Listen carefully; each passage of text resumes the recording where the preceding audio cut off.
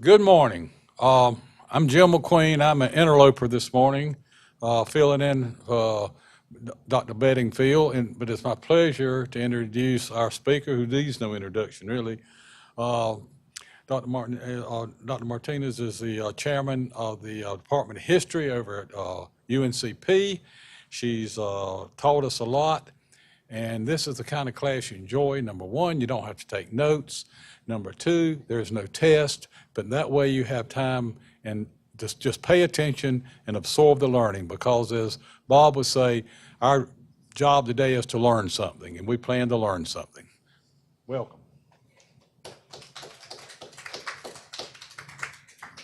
Well, good morning, everyone. So we're kind of finishing this particular series. Last spring, I talked with you about the Civil War for Native people in the South, and you had all kinds of questions about places outside of the South, so that's where we've been going this month. At the end of last week, Bob asked about, because last week we were very focused on Minnesota and the Dakota War, but Bob asked what was the Confederacy doing in all of this, and they did not really have much interest in Minnesota, but they are very interested in the Southwest, and so part of the story as we look at the experiences of Native people in the Southwest is that both the United States and the Confederate States forces are very interested in controlling this territory, right? And that's going to create some opportunities and also create some challenges for Native people. This is the third week of our three-part series, so at the end I'm going to ask you, like, what's left that you want me to talk about? New topics, new ideas. So keep that in mind as we go through. So again, we are moving well out of my field of direct expertise. So I kind of have notes up here just to remind myself of what the heck we need to talk about today. So if we're thinking about, if we're thinking about the Southwest, this particular map is from 1860, roughly, showing the Southwestern territories. And this is the area known as the Mexican Cession, right? This is the part of what's now the United States, right, that had been part of Mexico until the end of the Mexican-American War in 1848. 1849, 1850 is the treaty. This is the newest territory of the United States at the time of the Civil War. Right? And it's still very much contested territory. And so there is much more active Native resistance to the U.S. government in the Utah and New Mexico territories than there is in, say, Indian Territory or Minnesota, where that resistance has sort of been tamped down by 1850. Not disappeared entirely, right? But a lot of treaties and a lot of effort had gone in on the part of the U.S. government to corralling Native peoples farther east. Now they're dealing with Native peoples in the West. So two things that are important in the Southwest that are very different from what I said 2 weeks ago about Indian Territory. When we talked about Indian Territory 2 weeks ago, I said, for Native people in Indian Territory, by the time of the Civil War, the U.S. Army was something of an ally, right? A very reluctant ally, a very unreliable ally, but still usually a source of food and supplies when they needed them, often within the bounds of treaties that had been set, that they were supposed to get certain things, as we talked about with the Dakota. But also protection against incursions by white settlers, right, who were constantly going over the line of the place that was supposed to be for the Native people, right, and all these back and forths over treaties. So sometimes the Army could be called upon to protect and police that line, right, and also incursions by rival Native nations, right, and so the Native peoples of the eastern reaches of the Mexican Cession, the ones who have not yet been subdued into reservations, were raiding the reservation peoples. Right? And so if you're in Indian Territory or Kansas, right, the Army protects you from these people out here. Right? Out here, the Army is under no circumstances an ally. Right? The U.S. Army is actively involved in the 1850s in trying to fight against Native resistance in the West. The territorial governors of the West actively used the language of extermination, far more than any politicians in the East are willing to do, at least publicly. The other thing I said is that when the Civil War started in Indian Territory, much of the U.S. Army is removed, right, and sent east, where there are other priorities, quite obviously. That also is not so much the case in the Southwest.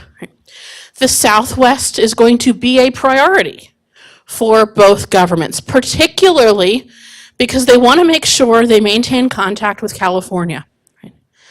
The United States, California is a state by the time of the Civil War. Right? It's a non-slaveholding state that very narrowly votes for Abraham Lincoln in 1860. Right? So it's seen as, part of the United States that needs to stay in communication. Right? It's a source of gold. That revenue is very important. Right? The Confederate States actively pursue Californians and Southwestern settlers to support the Confederacy. Right? A lot of those people had been from Southern states. Right? It's hard to tell exactly, depends where you are. But one thing to remember is that all of this territory, under the terms of something called the Compromise of 1850, had been allowed the possibility of being slave states. California in 1850 enters the Union as a free state, and Texas, of course, is already there as a slave state. The rest of the Mexican cession is open. The people who go live there can decide if it's going to be slave states or free states. And there's not really a plan for how that's going to happen. But it means people from the slave states and the free states are moving there with the expectation that they get to shape where things are going to go. And so there are places in the Southwest, particularly this sort of southern clump of the New Mexico territory, that lean heavily pro-Confederacy. And also, the leaders of the Confederate States of America say, hey, that Mexican-American War, we fought in that too. Southerners participated. In fact, Southerners participated more in the Mexican-American War. So now that we're dividing up the United States and we're creating our own country, we have a good claim to some of the territory taken in that war. That should be ours, right? All of this area immediately adjacent to Texas should become part of the Confederacy. That's sort of the perspective of Confederate leaders, is they should claim that, and they're going to send forces out there to do it. There's also was a long dispute that Southern California and Northern California should be two separate states, and that Southern California in particular, with its vast agricultural opportunities, should, or at least could, be a slaveholding state. And there's a lot of people there who are making that argument. There's also large populations of Southern migrants in the mining towns like Denver. And so one of the things that, there's this plenty of people throughout the Southwest who are, European Americans moving in from the United States, from the states into the new territories. Right? Plenty of them are anti-slavery and do not want to see slavery there, but plenty of them are pro-slavery. Probably up to a third are coming from slaveholding states, and many of those hold very strong Confederate sympathies. Many of those are going there with the expectation of making it slaveholding territory. So the U.S. government has to deal with a sort of internal hostile population in a lot of these communities of the Southwest. There's also all of the prior settlers, all of the Hispano settlers, when this place was Mexico, right, some of them are slaveholders, right, had been slaveholders, had been, despite the fact that it was not entirely legal in Mexico, right, they're on the border, they're on the frontier of Mexico, there's not a lot of government control up here in the 1830s and 40s, right, had been enslaving or at least indenturing the native people. Right? And so there's all of these populations out here in the Southwest who are kind of mixing around, and it's very hard to know who exactly is on what side at any given point in time. They actually was a movement of slaves in Native America. Slaveholders and interests were actively doing things. So under the law of Mexico, when it became an independent nation in the 1820s, slavery was not legal. However, there are parts of northern Mexico where Spanish American settlers have moved north, right, and are enacting various forms of not entirely free labor. Right? Whether we would call it outright slavery or indentured servitude or apprenticeship with very little opportunity to escape said apprenticeship. Right? What they were doing often was not, it was sort of under the radar of the legal system, of Mexico's very tenuous hold on its northern frontier. But when settlers from the United States arrive, what they see is the Mexican people of Spanish descent have these very oppressive relationships, certainly with the native communities. And so they take that as their guide for how they should interact. Yeah, a lot of that was regulations. Absolutely.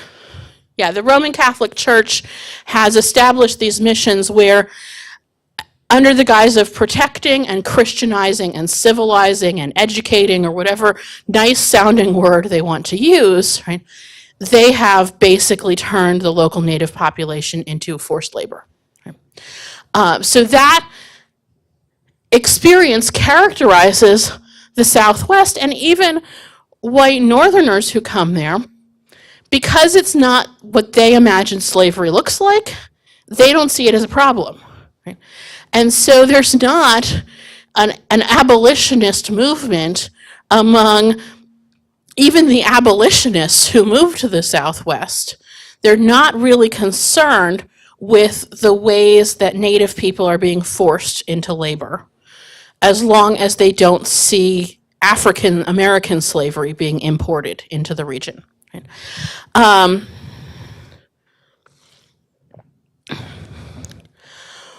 One of the things that the United States government does at the start of the Civil War in the Southwest is create some new territories.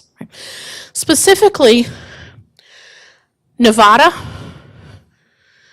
and Colorado over here get carved out of the Utah Territory and some of the western reaches of Kansas, Nebraska, in the case of Colorado. In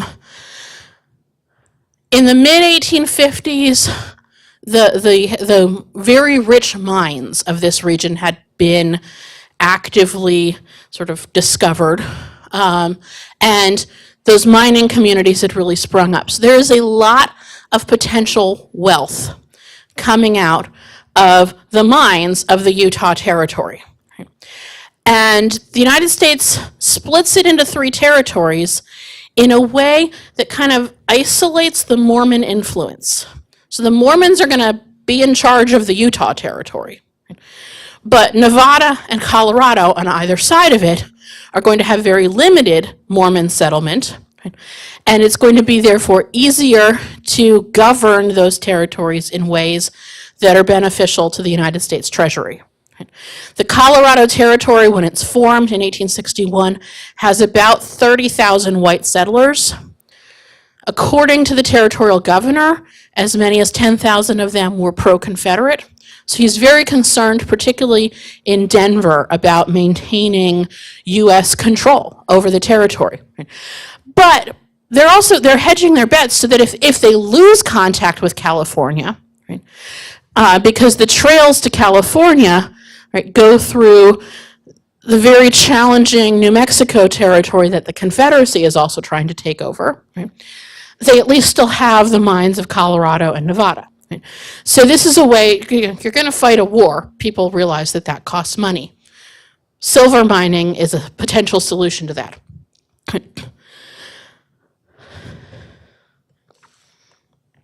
So as I said, Southerners 100% believe that they should be able to control some of this territory and make it part of the Confederacy.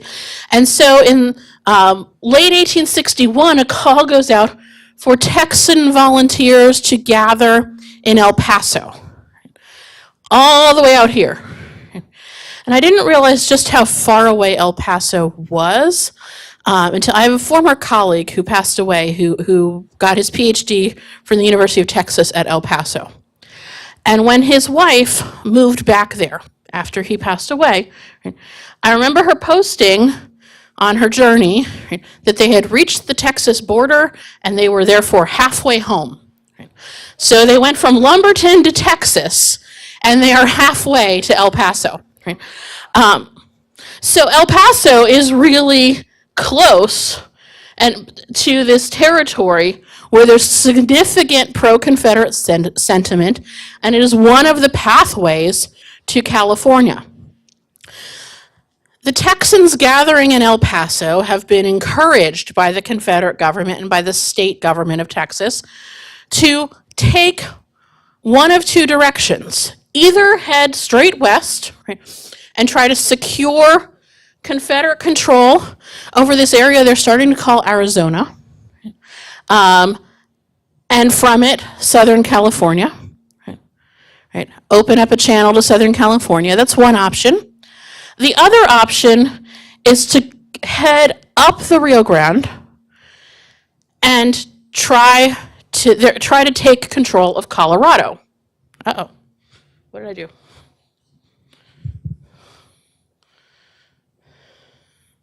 Maybe I've just had this still for too long. Yeah, that's it.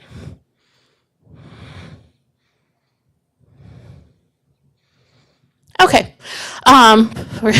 There's a lot of background here because I feel like we don't know anything about the Civil War in the West.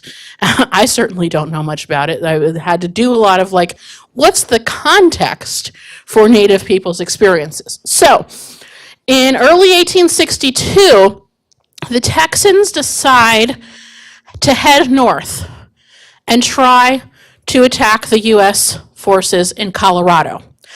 I don't know why exactly they chose this. I think they realized that the U.S. was putting a lot of interest in building up its forces in Colorado, and that now was the time, because if they waited, it was going to be harder, right? Whereas this area of the United States was not paying much attention to, right? And that path might be clear later, right? So let's go north and see if we can get in there before it's actively fortified and defended in the same way. So they head up the Rio Grande in the direction of the Colorado Territory. What they find along the way is that they're primarily surrounded by Mexican settlers who are not particularly sympathetic to the Confederacy, who aren't sympathetic to the Union either. They just kind of want to be left out of it, or potentially hope that this will implode the United States and they'll get to be part of Mexico again. Either way, they're not really interested in being Confederate supporters. In February 1862, the United States Army abandons Albuquerque and Santa Fe. That's how strong this force of Texans is coming toward them, is they realize they don't have the support to hold their main areas, their main fortifications in New Mexico. And they head north toward Colorado. In late March, we have kind of the only formal pitched battle of the war in the Southwest, the Battle of Glorieta Pass. Coloradans call it the Gettysburg of the West. It does have some really sort of fascinating theatrical moments, including a charge by the New Mexico cavalry through the mountains and passes that they're invested in. This is a very kind of high desert mountain pass, difficult terrain to fight on, but the New Mexico cavalry charges. There are, the New Mexico forces there are primarily people of Mexican descent under the command of the famous explorer Kit Carson. There are the Texans who are coming up to support the Confederacy. There are U.S. troops in what is now Colorado who've been brought down. They arrive under the command of Colonel Chivington. There's a 6-hour artillery duel, right? So in the vein of the Gettysburg of the West, we certainly see that. And I don't know how they get any meaningful cannon into place in this high desert mountain pass, but they managed to do so. Right? On the 28th of March, it looks like the Confederates are winning, and then we end up with kind of a stalemate. But what the Texan forces don't know is that Colonel Chivington and the Colorado volunteers have gone around behind them and destroyed their supply train. So they're stuck. They could keep fighting, but they have no food, no supplies, no medical things, no ammunition. They decide to instead turn around. They regroup in Santa Fe and then ultimately depart Santa Fe as well. Right? And I think the recognition that the upper Rio Grande Valley is not sympathetic territory for the Confederacy makes them decide to go back to El Paso, regroup, and then focus instead on this area of the New Mexico territory where there were significant Confederate sympathizers. Right? That area that they start calling Arizona, that throughout the war is going to actively campaign for independence from the rest of the New Mexico territory. And in the aftermath of the war will become an independent state, or an independent territory, and then an independent state. And so that Confederate sympathizing population of the New Mexico territory becomes the state of Arizona, and the Hispano, primarily native territories of New Mexico remain the territory and then become the state of New Mexico. I don't know if that explains anything about Southwestern politics today, but there it is. How do we reconnect here? I'm finally moving on from all of the background. I'm sorry about that. Okay. All right, I keep stepping on this. I'm sure it's my fault. So,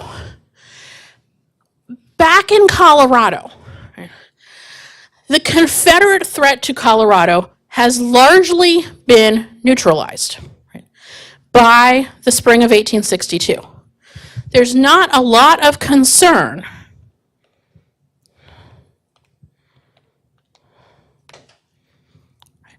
that the Confederate forces are going to come back into Colorado.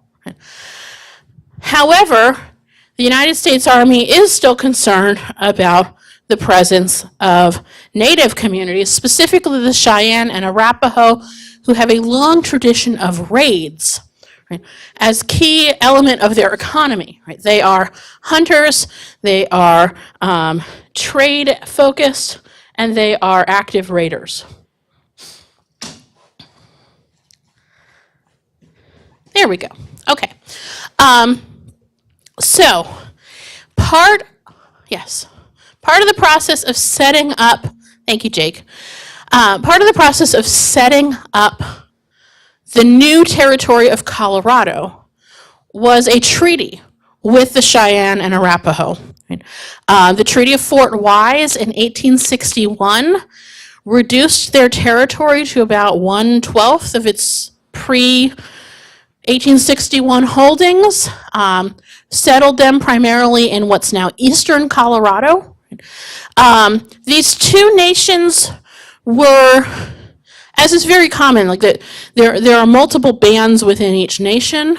They don't always act together, but the U.S. government tries to see them as kind of one entity. And they had a long history. The Cheyenne and Arapaho aren't always allies, right, but are frequently enough allies. And they realize in this moment that their traditional economic and war-making activity of raiding each other can be turned in another direction.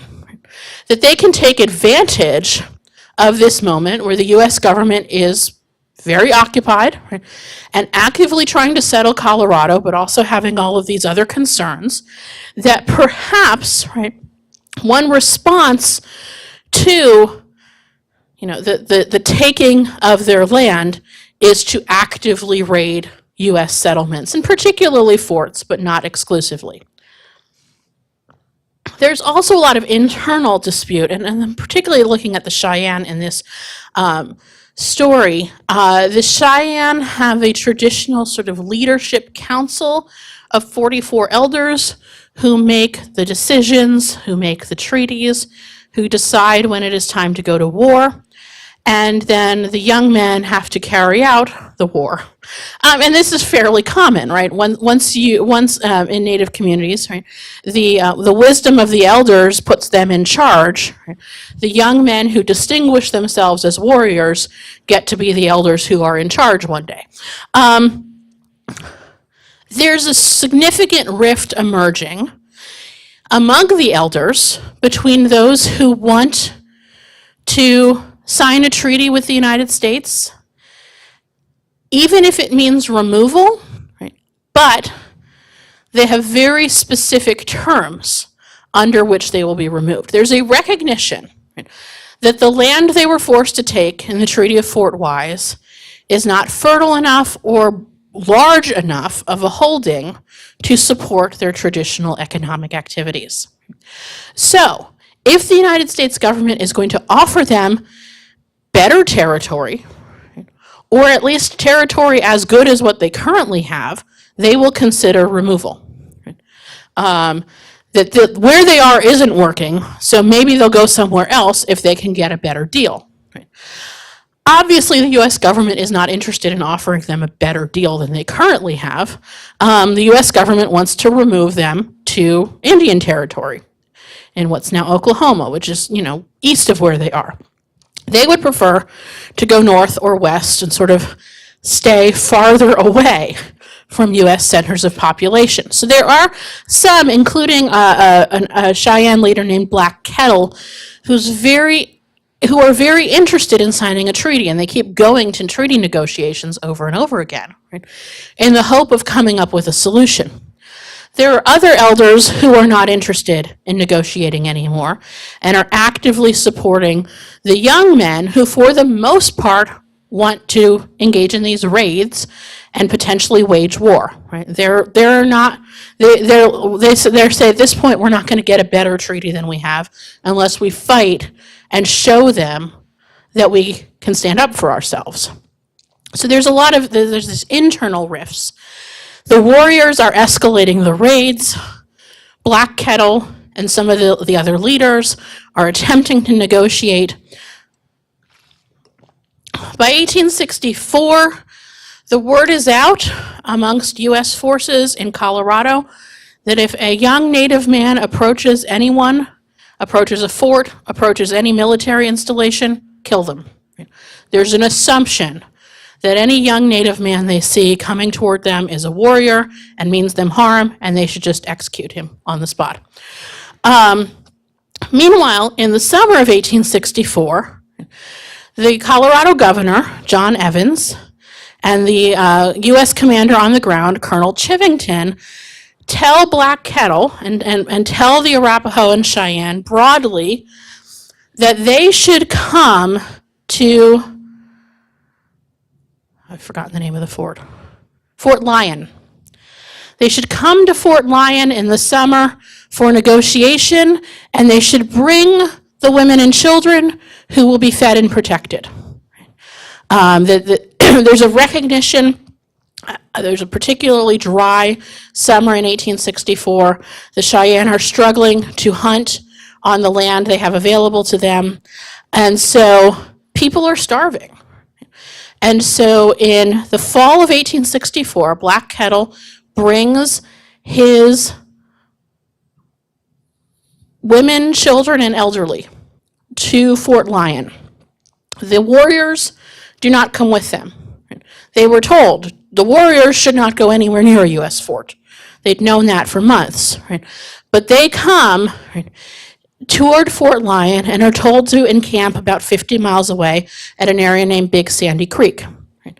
While they wait, and then Black Kettle's supposed to come in and see what they can negotiate. On November 29th, 1864, Colonel Chivington and the Colorado regiments he is in charge of descend upon the encampment at Big Sandy Creek and kill about 300 people, mostly women, children, and elderly, because that's who was there. In the aftermath, Chivington reports to the governor and to the U.S. Army that he has engaged in battle with 600 Cheyenne warriors and killed all of them, and that this is a great victory for the people of Colorado and for the United States. And that's how it's initially reported for weeks, and then some dissenting voices start making it through. So there was a captain under Chivington's command, Captain Soule, who told his men not to fire when he realized that they were facing an unarmed encampment of women and children. He goes to Washington. There's a couple of reporters who show up at this great battlefield a couple days after the battle, expecting to see the 600 Cheyenne warriors who were supposedly killed, and instead see what actually happened. Right? So that some reports get into the press in the weeks after what's known as the Sand Creek Massacre. Right? Chivington is actually hauled in front of the Joint Committee for the Conduct of the War. Right? He is probably going to be sanctioned in some way, potentially stripped of his command, so he decided to resign instead. But there's plenty of documentation of what happened here. Captain Soule went to Washington and testified against him. When Captain Soule returned to Denver, he was assassinated. So that for decades, the public narrative in Colorado of what happened at Sand Creek or Big Sandy Creek is very different from what's in the official records of the War of the Rebellion and the testimony in front of this Joint Committee of Congress. We also are going to see what the aftermath means for the Cheyenne is that most of the elders who were in the treaty faction are with Black Kettle at Sand Creek. So they were all killed. And all who is left in the political leadership of the Cheyenne Nation is the people who didn't want to sign a treaty, who wanted to escalate the raids, who wanted to kind of be more aggressive. And so they tell the warriors, go, right, do it. And so there's retaliatory raids in the aftermath of Sandy Creek. And then ultimately, the Cheyenne in 1867 are forced to sign the Medicine Lodge Treaty, which relocates them to Indian Territory, Oklahoma. Flashback to 2 weeks ago, they're put on land that had been inhabited by the Wichita people prior to the Civil War. The Wichita people refugeed north because they were afraid of Texans who they had escaped to come into Oklahoma in the first place. The Texan raids on the Wichita people in southwestern Oklahoma intensified at the beginning of the Civil War. They fled north into Kansas, At the end of the war, they're told, well, you could go back to your old land in Oklahoma, but you have to live with the Cheyenne, who are your ancestral enemies, because we put them on your land. So this sort of pattern that we set up, that the war becomes an opportunity for Native people, or Native people try to use the war as an opportunity to promote and maintain their sovereignty, and yet, regardless of which tactic they took and who they supported, it never seems to work out for them, because the U.S. government is so much stronger at the end of the Civil War that it's that much easier for it to exert its will. So that's Colorado. Heading south into New Mexico, similar to the Cheyenne and the Arapaho, we have in the Apache and the Navajo or the Dene people, not necessarily long-standing, constant allies. There are plenty of tense histories between these peoples. But by the 1850s, and certainly at the time of the Civil War, they're kind of making the collective decision to focus their energy on resisting the United States rather than fighting each other. And so that is what they continue to do during the war. And these, again, we're talking about a lot of desert landscapes that are sparsely populated, where people are hunting, foraging, growing some things, doing a lot of sheep herding and ranching and economic activities like that. And then trade has to go through these very narrow passes or along the rivers. Right? There aren't a lot of options for long distance trade. So that also creates points where you can raid people, right? And so this is just a sort of long-standing part of Native people's economic activity as well as war-making activity in the Southwest, that they would raid people going through mountain passes like Apache Pass. Right? And so the Navajo people, I pulled this map, we're going to talk about it more later, but the Navajo people are in what's now kind of the Four Corners area, right? But primarily northern Arizona and New Mexico, that border between the two. And then the Apache people would have been south of them. Right? So the Apache people are right in the line of interest for the Confederacy. The Apache people are in this zone that the Confederacy is hoping it can take as a connection between Texas and California. Right? And of course, the US government wants to prevent that. So initially, the Apache are going to be particularly busy raiding both armies as they attempt to come through and maintain order and maintain any footholds. Right? And in July 1862, two bands of the Apache, one led by Mangus Colorados and the other led by a man named Cochine, who was actually his son-in-law. Right? So family ties are important to these communities. So basically, the two leaders there's four major Apache bands. Two of them are involved in this, and their leadership is involved in this raid and much more active battle, right, on U.S. forces coming through Apache Pass in July 1862. And this has been going on long enough now that the U.S. forces, the Coloradans who are coming through the pass, are prepared. They have howitzer cannons with them. Again, huge effort involved in getting cannons through these high desert mountain passes, and they recognize that they need the kind of firepower that Native people do not have if they're going to maintain hold over the area. Mangus Colorados is, when he gets brought to the negotiating table, said, I think we could have won except for the cannon. Right? What the U.S. Army was able to bring in terms of firepower was just not something that Native people were prepared to fight against in this moment. And so the Battle of Apache Pass is a loss for the Apache communities. Cochine manages to get away, Mangas Colorados is invited to negotiations, right, on behalf of his band of the Apache Nation. And while he is at the negotiating table, he is killed. So the U.S. Army decides they're not really interested in negotiating with him.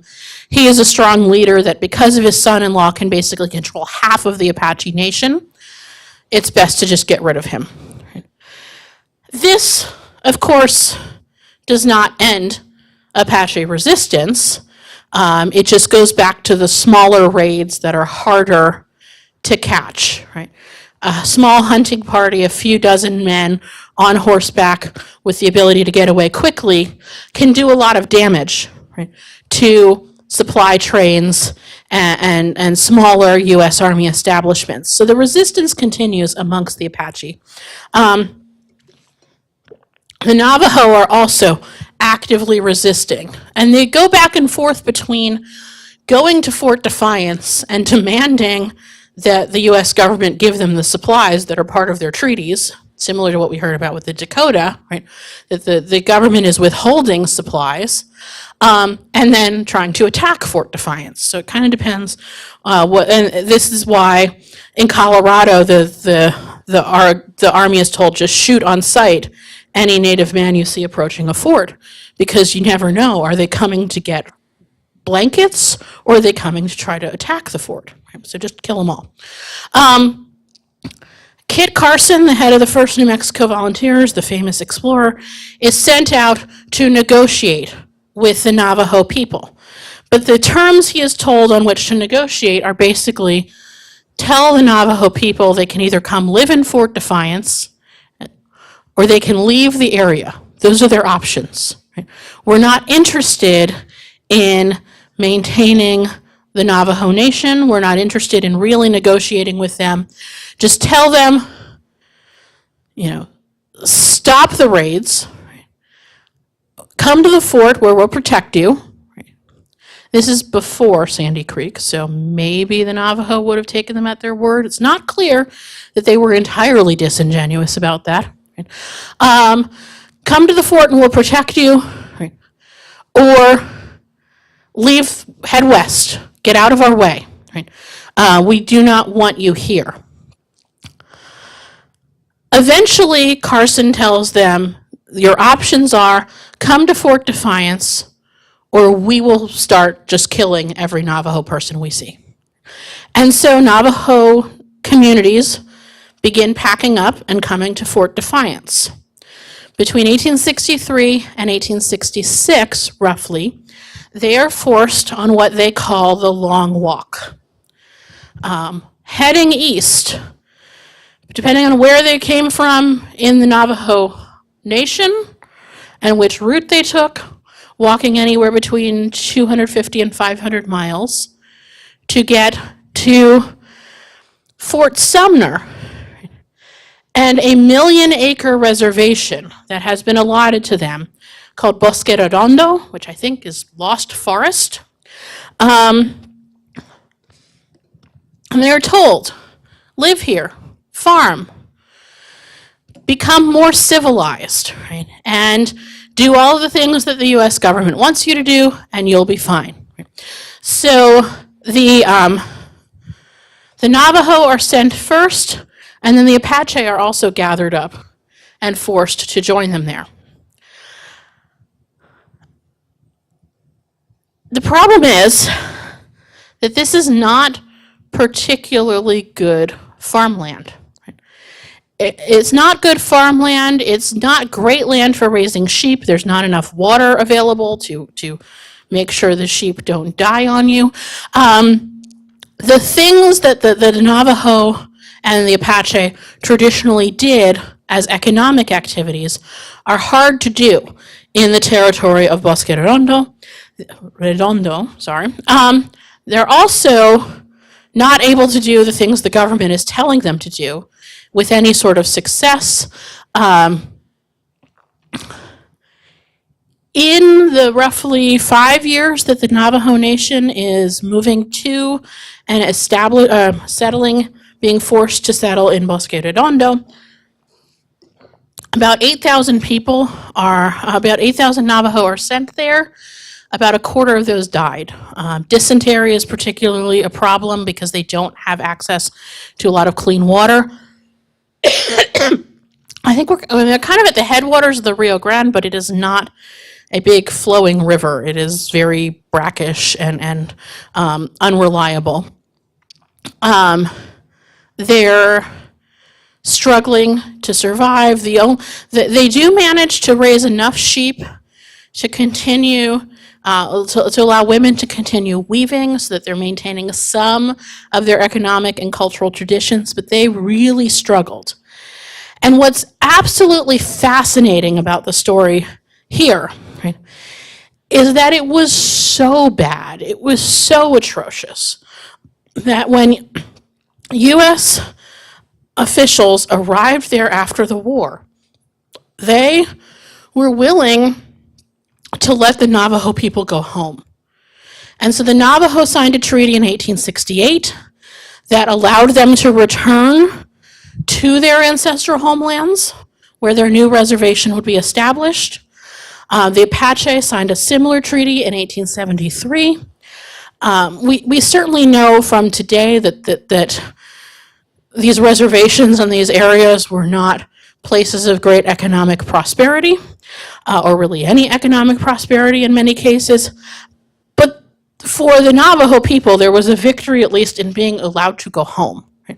To go back to their place and their landscape and their community, and try to regain some of what they had lost.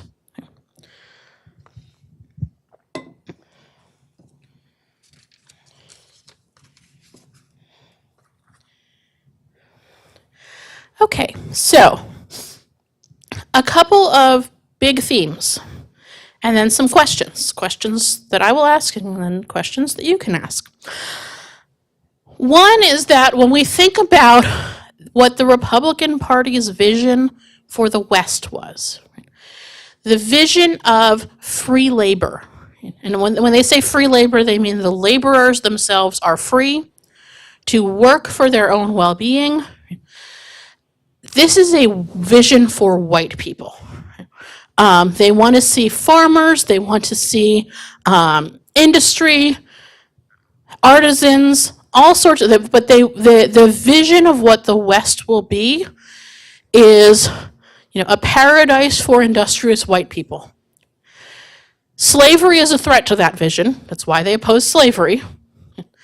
Native Americans are also a threat to that vision. Right? So the challenge of sort of the popular history and popular visions of the Civil War, and there are multiple popular histories of the Civil War, but certainly if you grew up like I did in Pennsylvania, the popular vision of the Civil War is that the Union Army were all abolitionists. Right?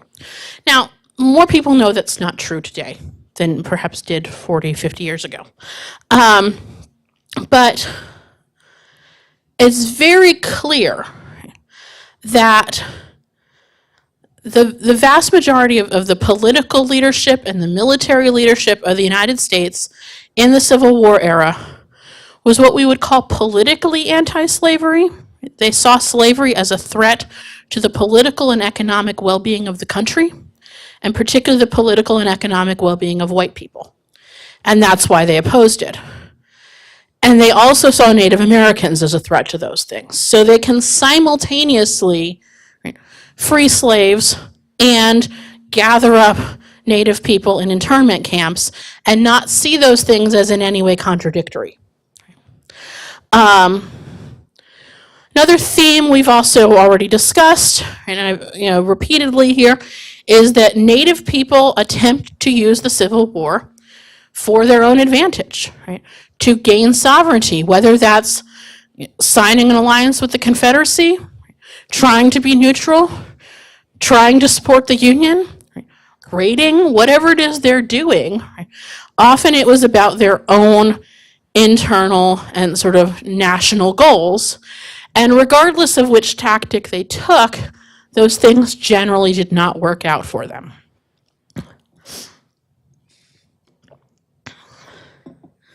So the broad question here is, how does all of this change our understanding of the Civil War?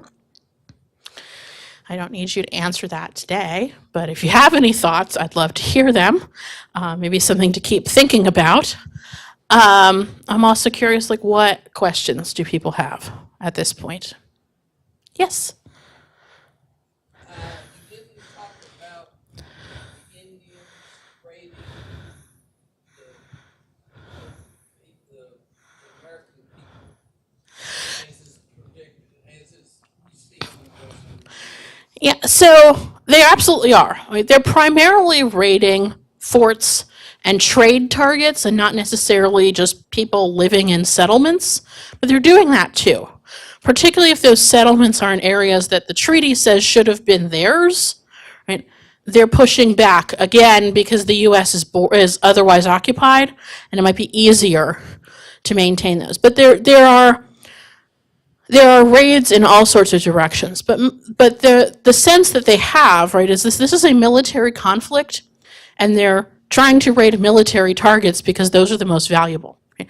And particularly out here in the desert, controlling people's supply routes is the way to control what the army can do. Did any of them go under the banner, I mean, any of the, people who were dealing with Indians, Native Americans, they go under the banner of the Manifest Destiny, was that ever talked about in the press or? Oh yeah, I mean the idea that this is what God has chosen, right, and ordained for the United States to spread democracy, to spread this beautiful white economy that is emerging, absolutely, and then that also shapes how the Republicans enact Reconstruction on the South, right? That God wants them to make everywhere look as much as possible like the Northeast and the Midwest. And that was ordained for them. Yeah, it's still the language very much of this conversation. That'd be your next series. Well, I mean, one of the questions I certainly have for you today is, what do you want me to talk about next time? So we can go back to the 1840s and sort of talk through the market revolution and the Manifest Destiny era and all of those things, and sort of. We could do that. I don't know, like what the sort of just kind of broad U.S. history overview kind of approach. We could try to talk more specifically about a particular region. I'm involved in some processes to update state historic sites and how state historic sites are what stories they're sharing, and they're looking to kind of expand the stories they're telling. So like the Vance birthplace and the Aycock birthplace, but also Fort Macon, Fort Fisher's getting a whole new visitor center that they keep telling us is about to open. So we'll see. So I don't know if people want to hear some of these state histories that are available. We can, kind of keep talking about that. But yeah, any other questions? Jamie, I'm deeply grateful, what I always am. But I sit here and my American soul is ashamed. Absolutely ashamed. Yeah. I have to be 90 years old to hear this story. Exactly.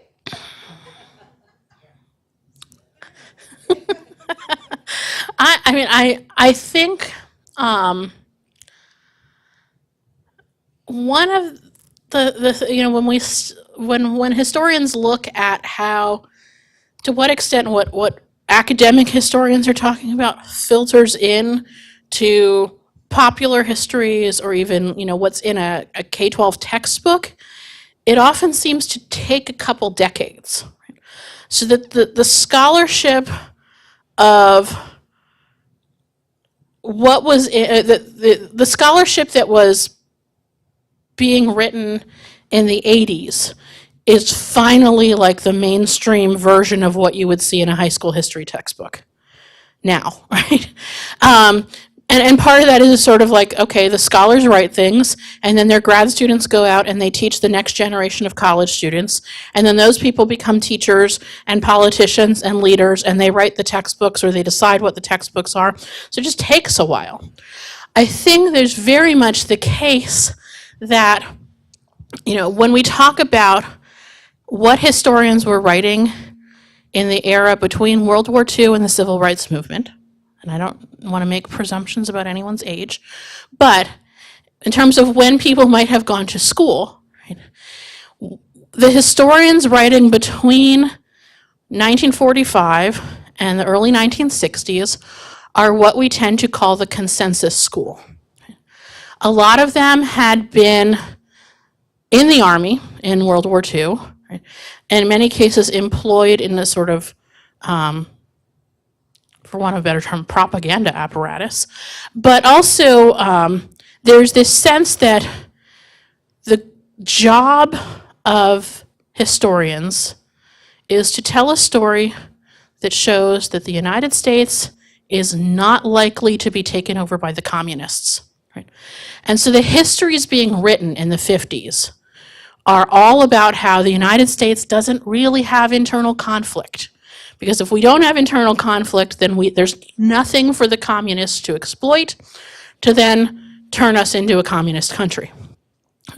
So the academic histories of that era, right, were trying to minimize all of this stuff, right, and not tell these stories, and instead sort of tell the triumphant progress narrative of how great capitalism was, how perfect American democracy was, because no one should question it. And I imagine for some people there's real fear, right? If you think about the impact of the blacklists in the McCarthy era, right? And some people actively believed what they were writing, and there's all sorts of variations in between those places. But that absolutely shapes what gets taught for decades, because that's what people were told in the 50s, and then those children become the political leaders a couple generations later, and they want the history being taught to their grandchildren to look like the history they learned. So it takes a really long time to kind of change how we teach history. That's a long answer. Well, that's the thing. Right? The word revisionist, when it comes to history, is seen as this horrible thing, right? I think we're all comfortable with surgeons adopting new things when they become available, right? With other fields saying, hey, here's this thing we didn't know before, and we're going to now, and we've decided, we've studied it, and we've realized it's better, and we're going to incorporate it now into how we teach our field, right? We don't hear a lot of complaints about revisionist chemistry, but history, we're supposed to keep telling the exact same story we've already told, or it's dangerous and upsetting, and that makes it hard, right, to change what we're teaching. I do want to share some things with you. Megan Kate Nelson's book, The Three-Cornered War, was actually a Pulitzer Prize finalist. It's a really great book, really great read, written for a non-academic audience. It's just great storytelling, fascinating characters that she's found in the history of the Civil War in New Mexico. Right? So that's probably my strongest recommendation, although it's not short. The audiobook is a good 10 hours, so if you have a long road trip coming up, that could be useful. There's also, if you go into the sort of website archives of the This American Life, which is a great program, in their podcast, episode 479 is their episode on the Dakota War. So if you want, again, sort of great audio storytelling, right, but that's probably about 45 minutes to an hour, so that's maybe a little more digestible. Couple of good websites. The Minnesota Historical Society that I mentioned last time has great resources on the Dakota War. Lots of primary source material, lots of perspectives and oral histories and things from kind of every side of it. The National Museum of the American Indian has great in that their resources on the 1868 Navajo Treaty are really designed for classroom use, but you would still find them interesting to read, and very digestible because they're designed for classroom use. The Sand Creek Massacre Foundation is really invested in telling those stories and memorializing what happened at Sand Creek, including just the question of where exactly did it happen. There's a couple of disputes on that. And actually, the National Park Service has control over a lot of these places. A lot of these historic forts and passes are part of the National Park Service, and they have really good histories of all of them on their sites. And not lengthy, but just enough that, like, okay, here's what happened. Here's a little bit of information. Here's maybe some people who I can go look up later if I want to keep learning about this. So those are some things I would recommend if you want to keep reading or listening. And that's it for now. And I imagine I'll see you in the spring. I'll see some of you before that probably.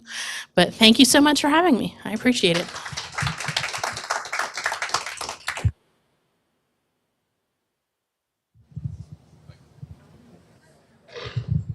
Thank you very much for coming and teaching us some more today, and we do look forward to seeing you back in the spring.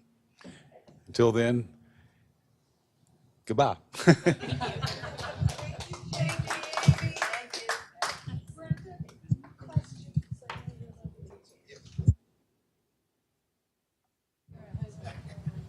Linda, I'm sorry I missed 5 o'clock. Surgery a couple weeks on my shoulder. I don't know, turn it off, that would. You know. That's it.